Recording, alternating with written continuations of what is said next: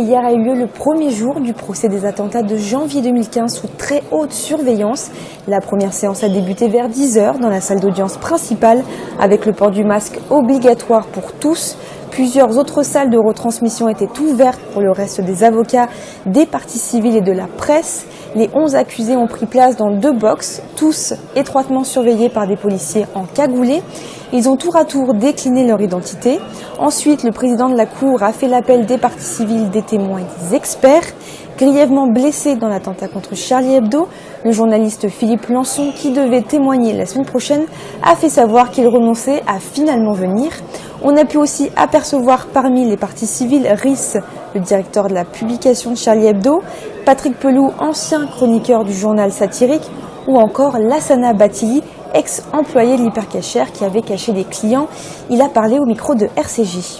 Quand même, pour moi, ça me remonte encore tout ce qui s'est passé, de surmonter ce qu'on a vécu pour pas oublier, mais pour surmonter ce qu'on avait vécu avant.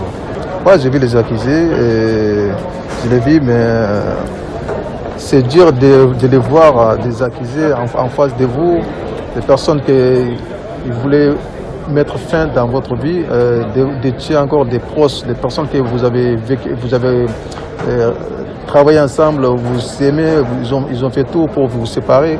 C'est difficile de vous voir comme ça. Après l'ouverture de l'audience, l'avocate de l'un des principaux accusés, maître Isabelle Coutan-Père, s'est attaquée à l'organisation du procès. Elle a dénoncé un traitement inéquitable pour son client, jugé pour complicité des attentats et encourant la réclusion criminelle à perpétuité.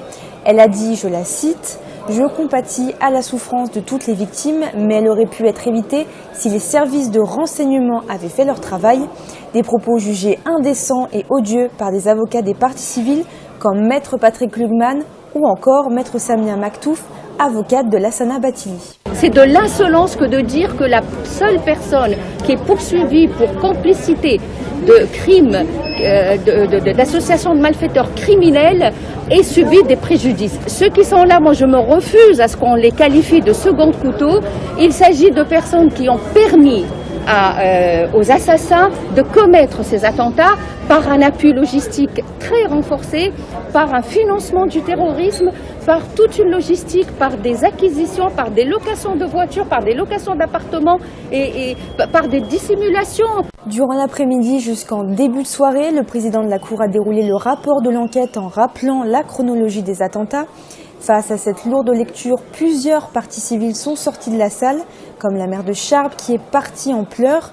Le président a ensuite abordé les investigations des enquêteurs et les charges retenues contre les complices présumés. Aujourd'hui et demain, le procès se poursuit avec l'examen des personnalités de chacun des 14 accusés. Au tribunal judiciaire de Paris, Églantine Delalleux pour RCJ.